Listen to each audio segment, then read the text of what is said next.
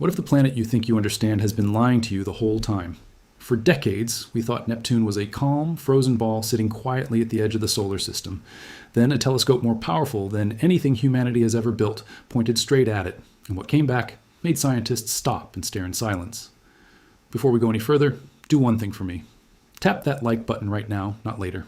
Right now. Because it genuinely helps this video reach more curious minds like yours. Subscribe if you love space. Hit the bell so you never miss the next mystery. And if you know someone who would lose their mind over this, send it to them before you forget. Now let's get into it. Neptune is not just far away. It is far away in a way that breaks how our brains normally process distance. Light itself, the fastest thing in the entire universe, needs over 4 hours to travel from the Sun to Neptune. Compare that to Earth, where sunlight reaches us in about 8 minutes. 4 hours. That is how deep into the darkness Neptune sits. Try to picture it differently. If you built a highway from Earth to Neptune and drove a car at highway speed without ever stopping, not to sleep, not to eat, not for anything, the trip would take more than 5,000 years. 5,000 years of nonstop driving. You would have needed to leave before the pyramids were built, and you still would not have arrived by now. That is the kind of distance we are talking about. That is where this planet lives. And for most of human history, we did not even know it was there. Before we get into how strange this planet truly is, it helps to understand exactly what kind of world Neptune even is. Neptune belongs to a strange category of world called an ice giant. That name sounds simple, but it is deeply misleading if you picture a frozen snowball floating in space. Neptune is nothing like that. The word ice here does not describe the surface. It describes the ingredients hidden underneath the clouds. Deep inside Neptune, there's a thick layer made mostly of water, methane, and ammonia. But these materials are not sitting there as solid ice or as simple liquid.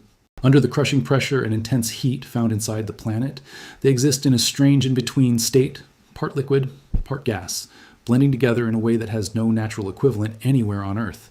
It is a kind of matter your body would never survive encountering, and it is also part of what makes Neptune one of the strangest chemical environments in the entire solar system. Only 2 planets in our solar system earn the title of ice giant.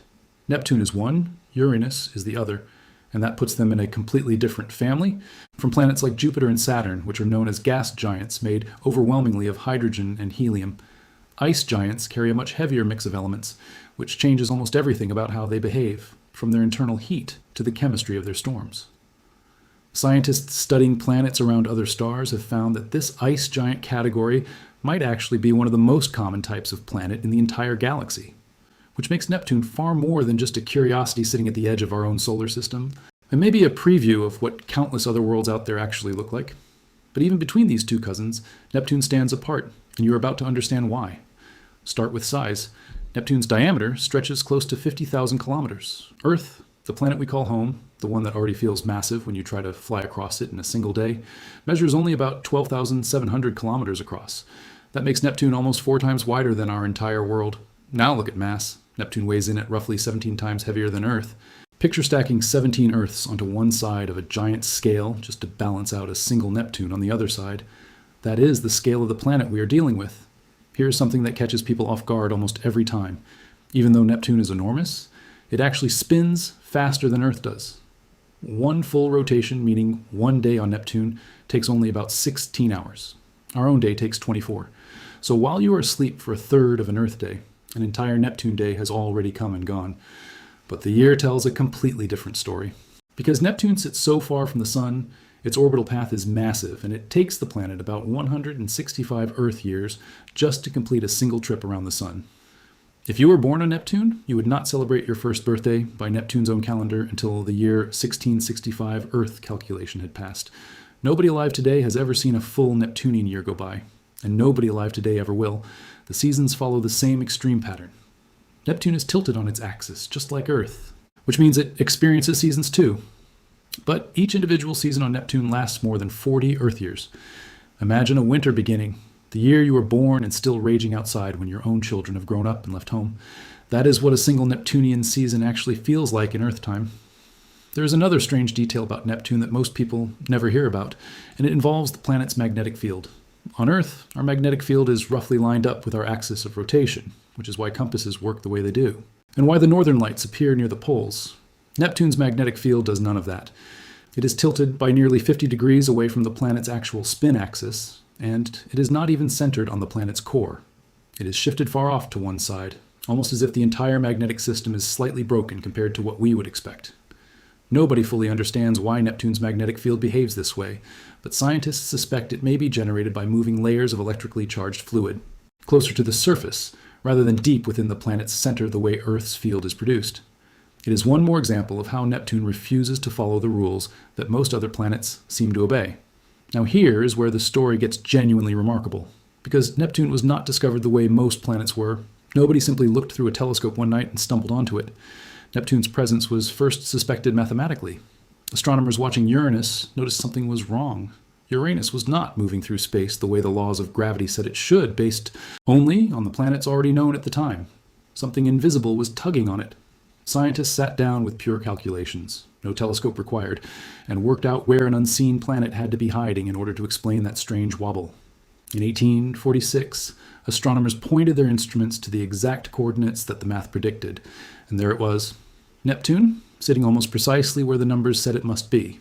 Its existence was essentially proven on paper before anyone ever laid eyes on it. That remains one of the most stunning achievements in the history of science, a planet discovered through logic before it was discovered through light. The name Neptune comes from the Roman god who ruled over the seas. Early astronomers looked at the planet's deep blue color through their telescopes and immediately thought of the ocean. So the name stuck, and honestly, it fits perfectly. That striking color comes from methane gas high in Neptune's atmosphere. When sunlight hits the planet, the methane absorbs the red wavelengths of light and reflects the blue ones back out into space. Uranus has methane too and shows a similar blue tint, but Neptune's blue is noticeably deeper and richer. Scientists still are not entirely sure why. Something else in Neptune's atmosphere appears to be intensifying that color, and figuring out exactly what that ingredient is remains an open question even today.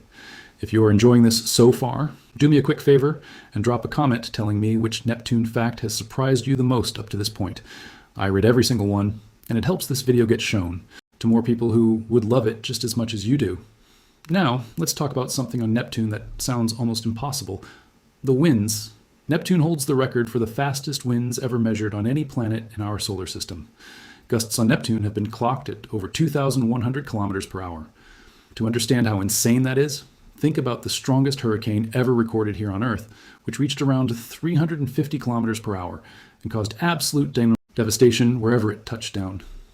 Neptune's winds are roughly 6 times more powerful than that. They move faster than the speed of sound. These are not storms in any sense we understand from living on Earth. They are walls of atmosphere tearing across the planet at a speed that would instantly destroy anything caught in their path. What makes this even stranger is where Neptune sits in the solar system.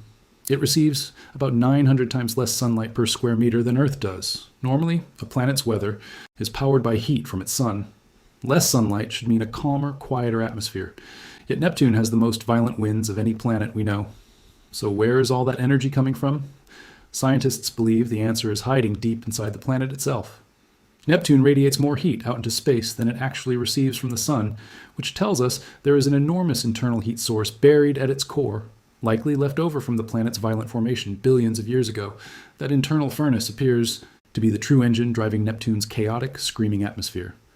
One of the most famous features ever spotted on Neptune was an enormous storm nicknamed the Great Dark Spot, first photographed decades ago. It was roughly the size of Earth itself, spinning through the southern half of the planet with wind speeds around its edges, among the fastest ever recorded. But when telescopes checked back on Neptune years later, that storm was simply gone. It had dissolved completely back into the atmosphere. Since then, other dark storms have appeared and vanished in different regions of the planet, which tells scientists these storms are temporary, not permanent fixtures the way similar storms are on other giant planets, and the temperature extremes on Neptune are just as jaw-dropping as the wind. At the very top of the clouds, temperatures plunge to around negative 201 degrees Celsius. That is a cold so extreme that ordinary matter begins behaving in ways we simply do not experience on Earth. But travel downward, deep through Neptune's layers toward its core, and everything flips. Near the planet's center, temperatures are believed to soar as high as 7,000 degrees Celsius, which is hotter than the surface of our own sun. Trapped somewhere in the middle of that impossible range is a rocky core, roughly Earth-sized, buried under thousands of kilometers of superheated, crushed material. A planet that is nearly frozen solid on the outside and hotter than a star at its center. Few worlds in our solar system contain a contradiction that extreme. Think about what that really means for a moment. If you could somehow survive a journey from Neptune's outer clouds, down toward its core, you would pass through nearly every extreme temperature imaginable within a single trip. You would begin in cold, so severe it would instantly freeze your breath solid, drift downward through crushing layers of superheated fluid, and eventually approach a center hotter than the surface of our own sun, all inside one single planet, all happening right now, silently, far beyond anything a telescope on Earth could ever fully capture. It is easy to talk about numbers like these without truly absorbing them, but sit with it for a second. An entire world spinning quietly in the darkness, hiding a furnace at its heart that rivals a star. For most of Neptune's known existence, everything we understood about it came from mathematics, distant blurry telescope images, and educated guesswork. Nobody had ever truly seen its face up close. That changed in 1989 when a spacecraft called Voyager 2, launched years earlier on a mission to explore the outer planets, finally arrived close enough to Neptune to send back real images. What came back stunned everyone watching. For the first time, humanity saw Neptune's deep electric blue coloring in real detail. We saw bands of clouds moving at different speeds through its atmosphere. We saw that giant dark storm churning in the southern hemisphere. We saw small, fast-moving white clouds that scientists nicknamed scooters because of how quickly they raced across the planet compared to everything around them, believed to be made of methane ice crystals forming high, where the atmosphere is coldest. Every discovery from that flyby had to travel an enormous distance just to reach us.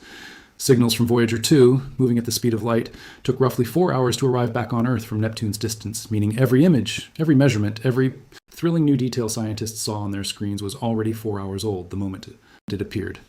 Mission Control was not watching Neptune live. They were watching a memory of Neptune, a message sent from a place so remote that even light needed hours to make. The crossing. Voyager 2 also confirmed something scientists had only suspected before. Neptune has rings. They are nothing like the wide, bright, spectacular rings around Saturn.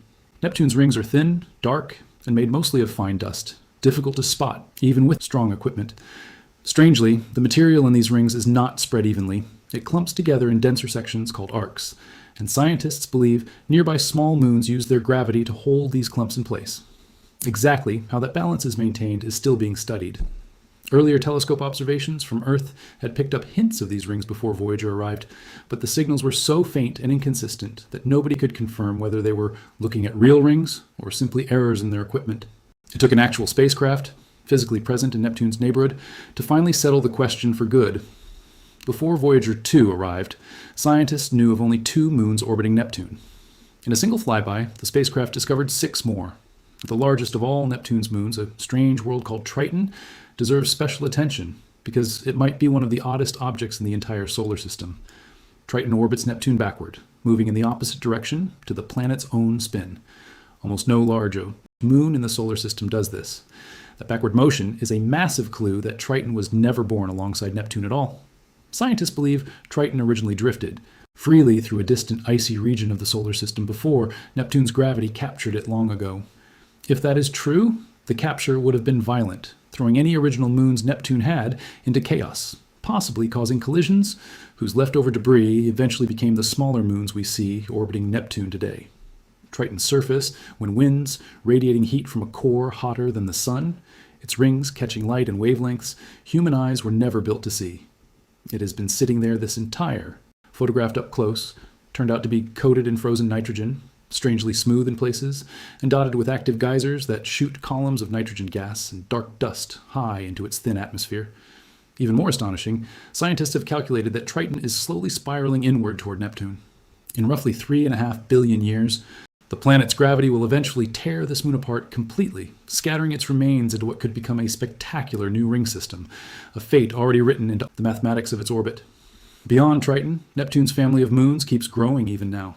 The smallest known moon, a tiny object called Hippocamp, was not discovered until 2013, spotted using the Hubble Space Telescope, decades after Voyager had already left the system behind. It is so small and so dark that Voyager's cameras simply never caught it. Another moon named Nereid follows one of the strangest, most stretched out orbital paths of any moon in the solar system, swinging wildly close to Neptune before drifting incredibly far away again on a single loop. And one of the moons Voyager did photograph, a small world called Proteus, turned out to be oddly lumpy and irregular, almost like a dark potato tumbling through space rather than a smooth sphere. One of the darkest, least reflective objects we have ever photographed anywhere in the solar system. Every one of these worlds was completely unknown to humanity until spacecraft and telescopes went looking. Each one adds another piece to a puzzle that is still nowhere near finished, a reminder that even a single flyby decades ago left entire chapters of the system waiting to be written.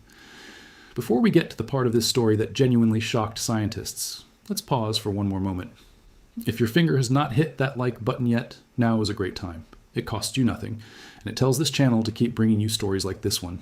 Subscribe if you have not already, because what comes next changes the way you will picture Neptune forever. For more than 30 years after Voyager 2's historic flyby, that single brief visit remained our best and only close look at Neptune. The Hubble Space Telescope helped keep watch from a distance, tracking storms appearing and disappearing over the decades, and catching a few small moons Voyager had missed entirely. But nothing could replace an actual close encounter with the planet, and no new spacecraft has traveled back to Neptune since. Then came the James Webb Space Telescope, launched in late 2021, and fully operational a year later.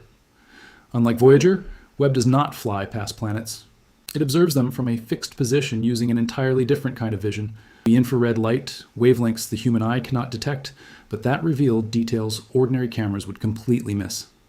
When scientists finally turned Webb's enormous mirror toward Neptune, nobody was fully prepared for what came back. The very first thing that stunned researchers was Neptune's rings. For decades, those rings had appeared in photographs as barely visible, dark, ghostly smudges, difficult to separate from the blackness of space around them. Webb's images showed them with a clarity nobody had ever achieved before. Crisp, narrow, glowing bands wrapped cleanly around the planet. Thrilling new detail scientists saw on their screens was already 4 hours old the moment it appeared. Mission Control was not watching Neptune live. They were watching a memory of Neptune, a message sent from a place so remote that even light needed hours to make, along with fainter, dustier rings that had almost never been captured clearly at all. Scientists who had studied Neptune's rings for their entire careers described the images as feeling like they were seeing the planet for the very first time. Then there was the color. Every image the public had grown up with showed Neptune as a rich, deep, almost impossibly saturated blue. That is the version burned into our collective imagination. But in Webb's infrared images, Neptune does not appear blue at all. Instead, the planet glows in pale, ghostly tones, its atmosphere lit up by the way methane absorbs and reflects infrared light rather than visible light. The effect makes Neptune look almost unrecognizable at first glance, less like the ocean-colored planet we know, and more like a glowing, frosted world hiding under layers of high-altitude haze. It is the same planet, just seen through eyes that reveal something completely different hiding beneath the surface color we always believed defined it. Webb also managed to capture several of Neptune's moons in the very same frame, including Triton, glowing brightly enough in these new images that it briefly outshines the planet itself in certain wavelengths. A strange and striking reversal considering how much larger Neptune actually is. Bright patches near Neptune's poles, likely connected to high-altitude clouds and possibly atmospheric activity tied to the planet's magnetic field, appeared with a level of definition nobody had managed to photograph before. Look closely at the poles in Webb's images, and you will notice something else that had barely ever been documented before. A strange, glowing band circling the top of the planet, unlike anything captured in earlier photographs. Researchers believe this could be connected to Neptune's unusual tilted offset magnetic field, possibly hinting at auroral activity, similar in spirit to the northern lights that dance above Earth's polar regions, but shaped and driven by a magnetic system that behaves nothing like our own. If confirmed, it would mean Neptune is not just glowing from reflected sunlight far away. Parts of its atmosphere may be lighting up from the inside, driven by charged particles interacting with that strange, crooked magnetic field we talked about earlier. It is a discovery that connects two mysteries scientists had been puzzling over separately for years, suddenly appearing linked together in a single image. Quick pause before we finish this. If a fact in this video has genuinely surprised you, let me know in the comments which one it was. It helps more than you would think, and it lets me know exactly what kind of space mysteries you want uncovered next. Okay, back to Neptune. What is genuinely kind of space mysteries you want uncovered next? Okay, back to Neptune. What is genuinely humbling about all of this is the comparison. Voyager 2, flying directly past Neptune from a distance of only a few thousand kilometers, needed a spacecraft physically present in the neighborhood to capture usable images. Webb achieved images with comparable, and in some ways even greater clarity, from its own location near Earth, roughly 4.5 billion kilometers away, without ever leaving our own cosmic backyard. That difference alone tells you how far our technology has come in just a few decades. We once needed to send a machine on a 12-year journey across the solar system just to see a planet clearly. Now we can build an instrument sensitive enough to capture breathtaking detail without ever leaving home. What makes all of this genuinely shocking is not just the sharper detail. It is what these new images are quietly telling scientists. Neptune's atmosphere is not the calm, frozen, unchanging place many assumed it to be after decades without a close visit. The cloud patterns Webb captured hint at active, ongoing atmospheric processes, storms forming, brightening, shifting, evidence of a planet that continues to change even while sitting nearly 4.5 billion kilometers from the sun, receiving almost no warmth to power any of it. Whatever is happening inside Neptune to fuel this endless activity is still not fully understood, and these new images have only deepened the mystery rather than solving it. For decades, our mental picture of Neptune was frozen in place, quite literally, built entirely from a handful of photographs taken during a few days in 1989. Now, for the first time, we are seeing this world updated in something closer to real time, and it looks nothing like we expected. A world we thought we had already figured out has quietly revealed that it is still full of surprises. This new wave of attention has also revived something scientists have wanted for years, a real, dedicated mission back to Neptune. Not another quick flyby lasting only a few days, but a spacecraft designed to enter orbit around the planet and study it properly for years at a time. Designed to enter orbit around the planet and study it properly for years at a time, the way other missions have done for Jupiter, Saturn, and Mars. Space agencies have discussed sending an orbiter to Neptune, one equipped to map its moons in detail, study that strange tilted magnetic field up close, and watch the atmosphere change across an entire season rather than catching a single fleeting glimpse. Such a mission would take well over a decade just to reach the planet after launch. And yet, scientists studying ice giants argue it may be one of the most important journeys we could undertake. Precisely because these planets remain the least explored, most misunderstood class of world in the entire solar system, despite likely being one of the most common types of planet anywhere in the galaxy. And that might be the most important lesson buried inside this entire story. Neptune is not a finished chapter in our understanding of the solar system. It is a world that keeps rewriting itself every time we build a tool, powerful enough to look closer. Voyager gave us a face.